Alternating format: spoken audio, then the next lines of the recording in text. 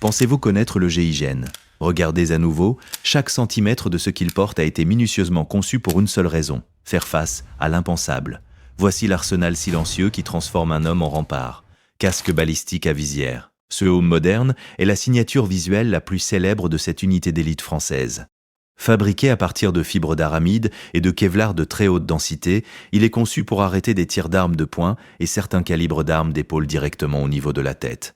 La particularité qui le rend immédiatement reconnaissable est sa massive visière en verre blindé, pesant à elle seule plusieurs kilogrammes. Cette vitre épaisse de plusieurs centimètres protège le visage de l'opérateur contre les éclats mortels lors d'effractions à l'explosif ou de fusillades à courte distance dans des couloirs étroits. Bien que son poids total sollicite énormément les vertèbres cervicales du tireur, il offre un niveau de survie inégal lors des assauts frontaux où la tête est très souvent la première cible exposée.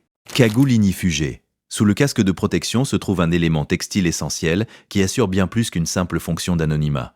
Tissée avec des fibres de Nomex, un matériau hautement résistant aux flammes, cette cagoule enveloppe intégralement la tête et le cou de l'opérateur. Elle a pour rôle critique de protéger la peau contre les brûlures instantanées causées par les grenades assourdissantes, les flashbangs ou les incendies soudains lors d'une brèche thermique. Au-delà de l'aspect purement physique, elle joue également un rôle psychologique majeur en masquant les émotions du soldat face à un forcené et en protégeant l'identité du gendarme ainsi que celle de sa famille contre d'éventuelles représailles. Système de communication tactique. La coordination silencieuse et millimétrée d'un groupe d'assaut repose entièrement sur cet équipement électronique de pointe fixée autour des oreilles.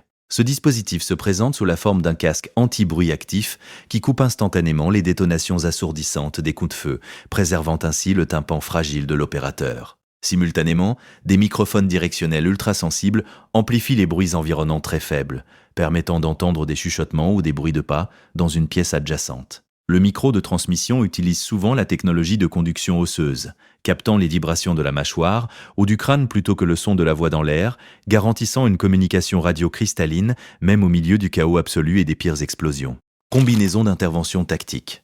Ce vêtement d'un bleu marine très sombre ou noir constitue la seconde peau de l'opérateur lors des missions les plus périlleuses. Elle est taillée d'une seule pièce dans un tissu indégirable et ignifugé, souvent renforcé par des fils de Kevlar tissés en quadrillage pour empêcher toute déchirure accidentelle de s'agrandir. Cette coupe ample mais ajustée permet une liberté de mouvement totale, indispensable pour escalader des façades, ramper dans des conduits étroits ou effectuer des descentes en rappel très rapide depuis un hélicoptère. Elle intègre de nombreuses poches stratégiquement placées pour le petit matériel d'effraction et possède des renforts rembourrés aux coudes et aux genoux pour amortir les chocs violents contre le sol lors des mises à couvert d'urgence. Gilet lourd, porte-plaque, c'est véritablement l'armure principale qui protège les organes vitaux du cœur et des poumons contre les tirs directement mortels. Ce gilet modulaire est équipé de lourdes plaques balistiques amovibles en céramique composite et en polyéthylène à très haut poids moléculaire capables d'absorber l'énergie cinétique colossale d'une balle de fusil d'assaut militaire. Pour répartir l'onde de choc et éviter de briser les côtes du porteur lors de l'impact, une épaisse couche de Kevlar souple est généralement ajoutée juste derrière la plaque dure. La surface extérieure du gilet est couverte de bandes d'attache permettant de fixer sur mesure des poches de munitions, des grenades tactiques ou du matériel radio, adaptant ainsi l'équipement à la mission spécifique du jour, qu'il s'agisse d'une prise d'otage dans un avion ou d'une longue traque en milieu forestier. Trousse de premier secours tactique. Fixée de manière à être toujours accessible des deux mains, cette petite pochette vitale contient le nécessaire absolu pour survivre à une blessure de guerre en attendant une évacuation médicale complète. Elle ne contient pas de simples pansements ordinaires, mais du matériel médical lourd issu de la médecine de l'avant pour stopper les traumatismes majeurs. On y trouve principalement des garrots tourniquets tactiques pour arrêter instantanément une hémorragie artérielle massive sur un membre, ainsi que des gaz hémostatiques imprégnés de substances qui coagulent le sang en quelques secondes à peine. Des aiguilles de décompression thoracique et des pansements occlusifs y sont également logés pour traiter les blessures par balle aux poumons, permettant à l'opérateur de se soigner lui-même ou de stabiliser rapidement un camarade blessé sous le feu ennemi. Ceinturon de combat modulaire. Porté au-dessus des hanches et solidement arrimé par-dessus la combinaison, il sert de plateforme secondaire de port d'équipement pour délester astucieusement le gilet lourd. Conçu comme un ceinturon rigide et renforcé, il ne se plie pas sous le poids du matériel et abrite de manière sécurisée l'holster de cuisse ou de hanche de l'arme de poing. On y accroche généralement des chargeurs de secours immédiatement accessibles pour des rechargements d'urgence, une matraque télescopique en acier, des menottes jetables en plastique robuste pour maîtriser rapidement de multiples individus, et parfois un couteau tactique de sauvetage. Son ergonomie globale est rigoureusement pensée pour que chaque outil trouve sa place naturellement sous les doigts gantés de l'opérateur, sans qu'il n'ait jamais besoin de quitter sa cible des yeux lors d'une manipulation tendue. Ganses d'intervention renforcées. Les mains de l'opérateur sont sans conteste ses outils les plus précieux et elles requièrent une protection robuste sans compromettre la dextérité indispensable au maniement minutieux des armes à feu. Ces gants tactiques sont soigneusement fabriqués à partir d'un mélange de cuir de chèvre extrêmement fin pour conserver la sensibilité fine de la détente et de tissus synthétiques respirants hautement résistants aux coupures nettes. Le dos de la main et les articulations sensibles des phalanges sont protégés par des coques rigides moulées en carbone ou en polymère dense. Ces renforts servent à protéger efficacement les os fragiles de la main lors de la destruction précipitée de vitres de véhicules, lors de chutes accidentelles sur des surfaces très rugueuses ou lors de combats rapprochés si la situation dégénère soudainement au corps à corps dans des espaces particulièrement confinés. Arme de poing tactique. Véritable assurance-vie de l'opérateur lorsque son arme principale tombe à court de munitions ou subit un incident de tir mécanique inattendu dans un moment véritablement critique. Historiquement, l'unité a d'abord bâti sa réputation légendaire avec des revolvers lourds d'une puissance et d'une précision inouïe, capables de neutraliser une menace retranchée derrière un pare-brise de voiture blindée.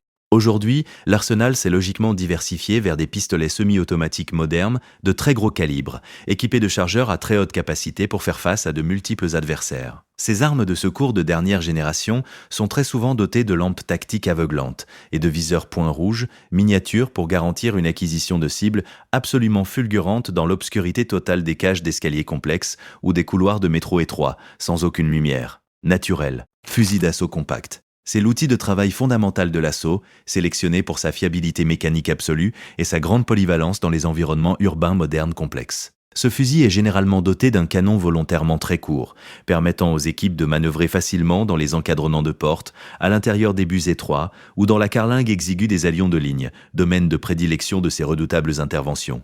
L'arme est lourdement modifiée et personnalisée avec des poignées verticales pour maîtriser parfaitement le recul, des désignateurs laser infrarouges visibles uniquement avec des lunettes de vision nocturne spéciales et de lourds silencieux métalliques. Ces suppresseurs ne rendent pas l'arme totalement silencieuse, mais ils protègent efficacement l'audition du reste de l'équipe dans les pièces fermées et suppriment l'éblouissement mortel de la flamme au bout du canon lors des tirs nocturnes discrets. Bouclier balistique tactique. L'homme de pointe audacieux qui ouvre la voie dans un couloir sombre ou une pièce fortement barricadée porte souvent ce lourd rempart forgé d'acier et de fibres balistiques très avancées. Pesant parfois bien plus de 20 kg, il se présente concrètement comme une véritable petite porte blindée portative, judicieusement équipée d'une meurtrière en verre blindé très épais, pour observer attentivement la menace en face. Des phares halogènes ou LED d'une puissance aveuglante sont très souvent fixés à l'avant de ce rempart sombre pour éblouir, désorienter instantanément et terroriser les preneurs d'otages lors de l'intrusion souvent très explosive de la colonne d'assaut.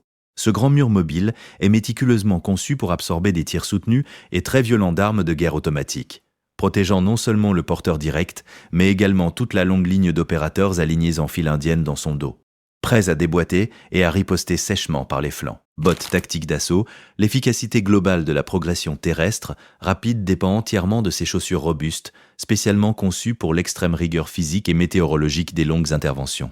Elles doivent offrir le soutien articulaire parfait d'une chaussure de randonnée de haute montagne, tout en conservant scrupuleusement la souplesse dynamique et le grand silence d'une chaussure de course athlétique moderne. Fabriquées en cuir très épais, traitées imperméables et en matériaux respirants de pointe, elles sont équipées de semelles spéciales absorbant violemment les chocs et résistant efficacement aux hydrocarbures toxiques, à l'acide ou à l'exposition directe au feu. Elles ne comportent aucun élément métallique majeur pour éviter de déclencher inutilement des systèmes de sécurité lors de progressions silencieuses et sont fortement renforcées au niveau des orteils, garantissant une accroche infaillible sur un toit incliné très glissant. Des débris de verre tranchant ou une surface mouillée lors d'un abordage maritime nocturne, toujours très complexe.